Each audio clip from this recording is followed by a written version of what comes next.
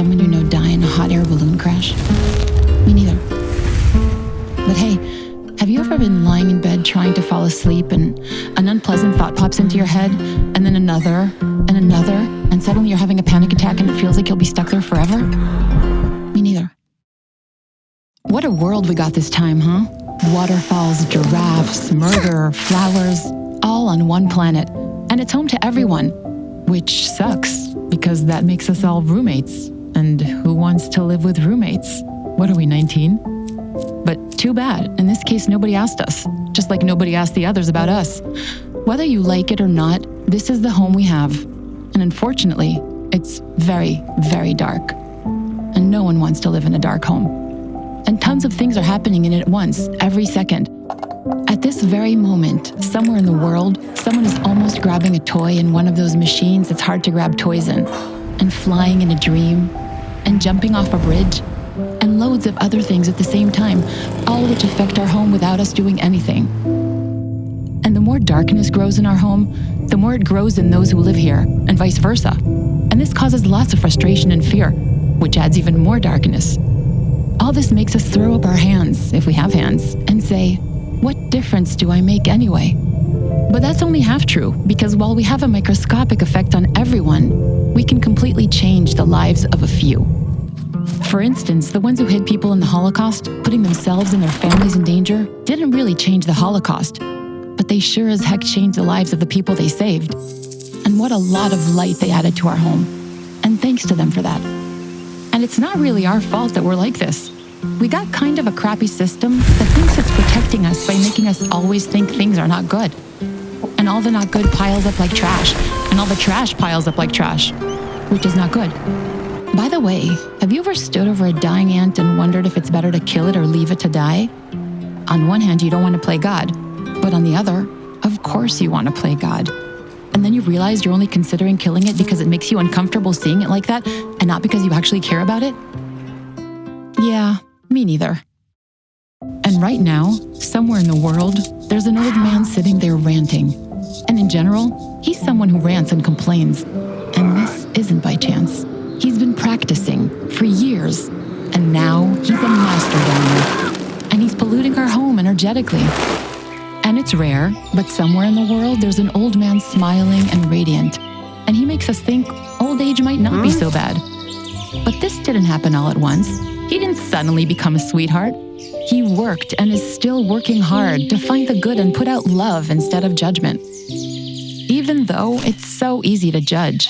Our friends, family, neighbors, politicians, prisoners, doctors, those people who bite their nails and spit them out like baboons. But it's important to remember that judging only adds more darkness to ourselves and then to our home. And let's be honest, we're not that great either. And we know it. And if we all paused for a second and sat quietly with ourselves, we discover that we really don't want to sit quietly with ourselves, because we all have heaps of our own darkness. And remember those lovely little globes that snow when you turn them over? Well, someone in the world broke one just now, and all that gross water and synthetic snow spilled all over the floor of our home. And it sucks. And someone is beating his son and eating an animal knowing it suffered horribly. And a glacier is breaking, and a heart is breaking. And someone is lying in bed having a panic attack while someone else is giving birth to a stillborn child. And all this affects the home we all share. And there's nothing we can do about it. But wait, the fact that there's nothing to do about it is actually comforting. Because the only thing we can change is ourselves. But that's hard. Shit. It's really hard. Those changes take years, but every tiny bit of effort will come back to us big time. And the more we take responsibility for shrinking our own darkness with words, thoughts, decisions, intentions, and actions, the more it gives us hope and strength to shrink more of our darkness with words, thoughts, decisions, intentions, and actions. And that gives us more strength to help those around us shrink their darkness too, with words, thoughts, decisions. Well, you get the idea.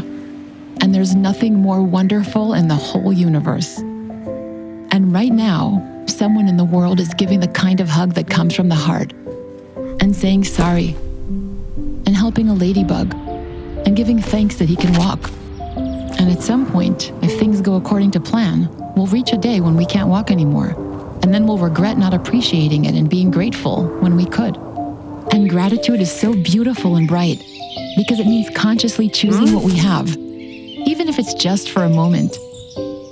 When we practice gratitude, it becomes an anchor that keeps us steady when storms come. And you can bet the storms will come. And gratitude is so easy because there's always something to be thankful for. And it instantly gives us the strength to keep shrinking our darkness with words, thoughts, decisions, intentions, and actions. And that's work for a lifetime, this one and the next. But every little drop is miles and miles of pure joy. And when we manage to say no to our addictions, we empower the whole world and help them say no to their addictions. And we break the mechanism of the screwed up system we were born with. Only a bit, but we break it. Humans have never had as much power as we do. Every day we have an almost negligible effect on the world, but a huge effect on our world and the world of those around us, which is almost as scary as it's exciting. And a mosquito is sucking blood, and the great-grandchild of someone saved in the Holocaust is eating falafel, and measuring, and meditating, and admitting that I'm selfish. So I have a request. See where you can add a bit of light, and where you can shrink a bit of darkness. And I promise to try and do the same. Because the truth is, I'm having a hard time in here, and that could really help. And I have a feeling I'm not the only one. And when light comes in, the darkness has to disappear. And that makes our thoughts more gentle, our words wiser, our decisions braver, our intentions pure, and our actions into actions that make things easier. First for us, and then for all our roommates in this crazy home. And when you think about it that way, it's actually pretty nice in here. Oh, no. Oh, yes. Wait a minute, who left all these dishes in the sink? I asked you so many... Sorry. I'm grateful we have dishes to eat from. It's convenient.